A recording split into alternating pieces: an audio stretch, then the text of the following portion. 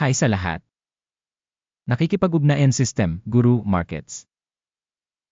Magsimula tayo sa pangkalahatang impormasyon tungkol sa korporasyon. Pag-aaralan natin ang bawat indicator ng mas detalyado ng kaunti pa. Kung gusto mo, maaari mong i-pause ang video. Iminumungkahi namin na tingnan mabuti ang lahat ng mga parameter ng kumpanya. Ngayon ay ihahambing natin ang mga pangunahing tagapagpahiwatig ng kumpanya Sweetgreen, Inc., ticker, SE. Ang pagsusuri ay batay sa kasalukuyang data noong Abril 2025.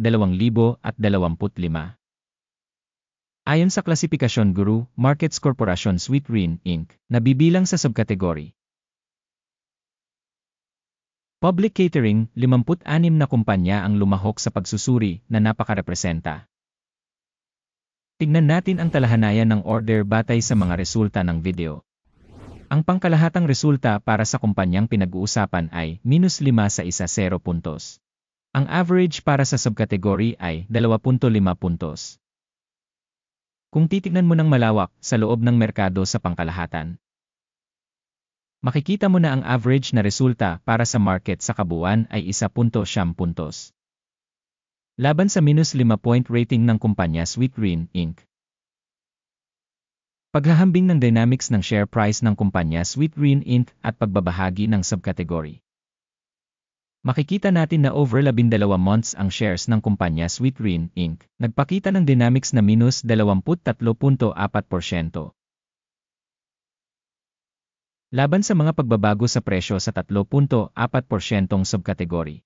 Hindi ito malinaw na nagpapahiwatig ng anuman, ngunit dapat nating isaisip ang katotohanan ito.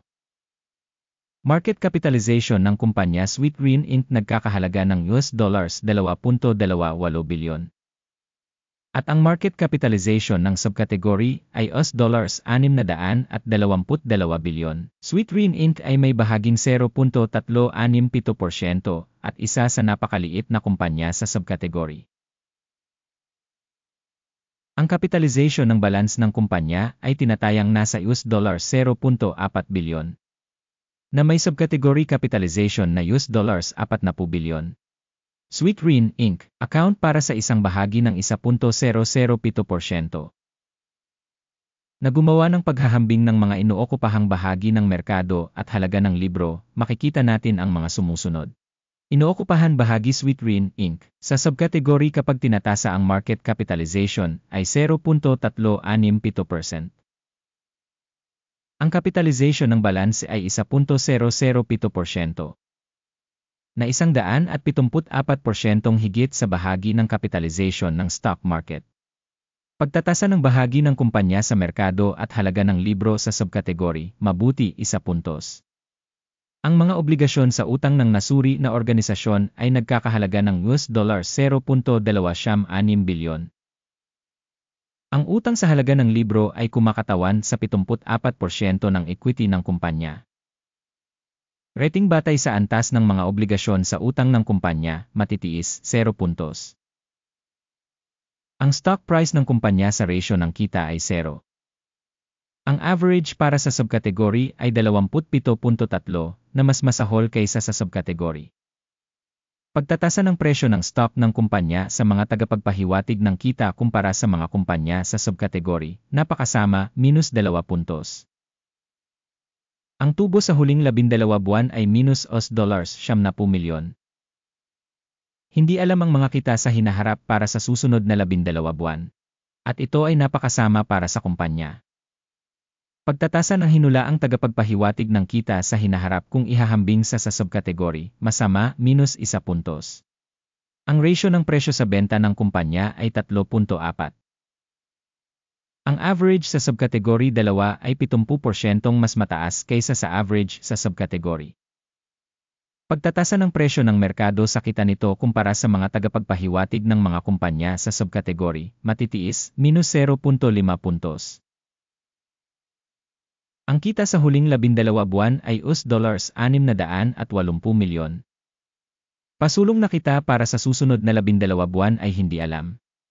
Nalubhang masama para sa mga prospect ng kumpanya. Pagtatasa ng tinantyang kita sa hinaharap kumpara sa mga tagapagpahiwatig ng mga kumpanya sa subkategory, masama, -1 puntos.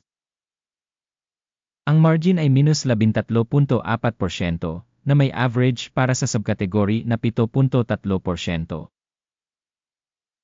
Ang pagkakaiba sa pagitan ng average na subkategory at pagganap ng kumpanya ay 20.6%. Pagtatasa ng mga margin ng benta kumpara sa mga tagapagpahiwatig sa subkategory, matitiis, minus 0.5 puntos. Ang bahagi ng kumpanya sa mga tuntunin ng bilang ng mga empleyado sa subkategory ay 0.28%. Ito ay 31% mas mababa kaysa sa bahagi ng market capitalization.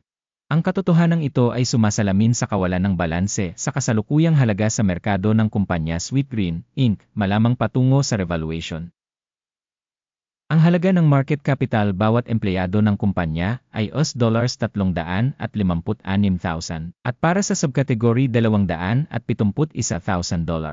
Ang pagkakaiba sa pagitan ng average ng subkategory at pagganap ng kumpanya ay 31.4%.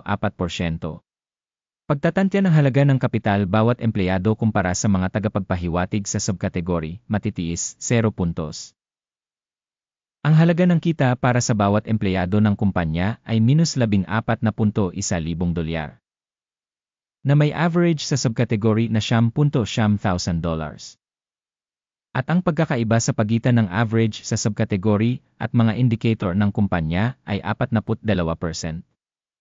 Pagtatasa ng kita sa bawat empleyado kumpara sa mga tagapagpahiwatig ng mga kumpanya sa subkategory, matitiis, minus 0.5 puntos.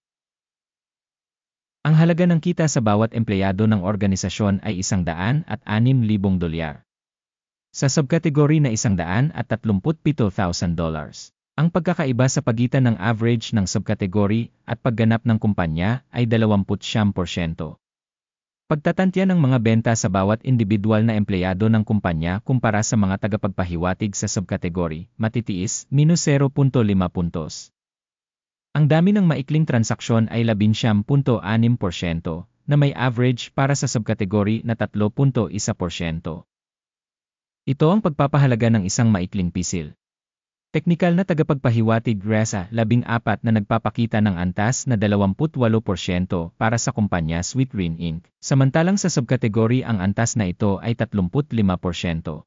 Sa karaniwan, mas mataas ang halaga ng mga bahagi sa subkategory kaysa Sweetgreen Inc. Ang kasalukuyang pagpapahalaga ng mga bahagi ng kumpanya ay humigit kumulang $11.44. Ang target na presyo ng pinagkasunduan para sa mga pagbabahagi ng kumpanya ay humigit kumulang $31.70. Ang dynamics ng kasalukuyang presyo at consensus forecast ay humigit kumulang 65%. Pumunta tayo sa talahanayan ng mga order. Ito ay magagamit, isang link dito ay nasa nakapin na komento. Ang talahanayan ng order ay naglalaman ng ganap na lahat ng mga desisyong ginawa ng publiko mayong season ng sistema ng impormasyon at sanggunian Guru Markets. Ang pag-access sa talahanayan ng order ay ganap na libre at bukas, link sa nakapin na komento. Bilang resulta ng pagsusuri ng stock Sweetgreen Inc. Sistema ng impormasyon at sanggunian Guru Markets, isang desisyon ang nagawa. Magbukas ng sell trade sa presyong $11.45 kada share. Nabuksan ang deal dahil medyo mababa ang valuation ng kumpanya. Ang kumpanya ay tinasa gamit ang pamamaraan ng pagtatasa, ang index ng AKIM. Ang take profit ay nakatakda sa 14 na oras 8 minuto. Ang stop loss ay nakatakda sa 24.82. Sakaling hindi isinara ang order sa pamamagitan ng take profit o stop loss. Pagkatapos ay otomatikong naayos ang transaksyon sa pagtatapos ng exchange trading noong Mayo 0, 2025 o sa huling araw ng kalakalan bago ang petsang ito. Ticker, magiging pangunahing buy order. Ang video sa pangunahing deal ay naipublish na sa channel na ito. Kapag isinasara ang isa sa mga order, ang pangunahing o pagbabalanse ng isa. Ang pangalawang order ay naayos sa aktwal na presyo. Salamat sa lahat sa panonood ng video na ito at sa paggamit ng information system mula sa Guru Markets. Ikaw ang pinakamahusay na madla sa planeta.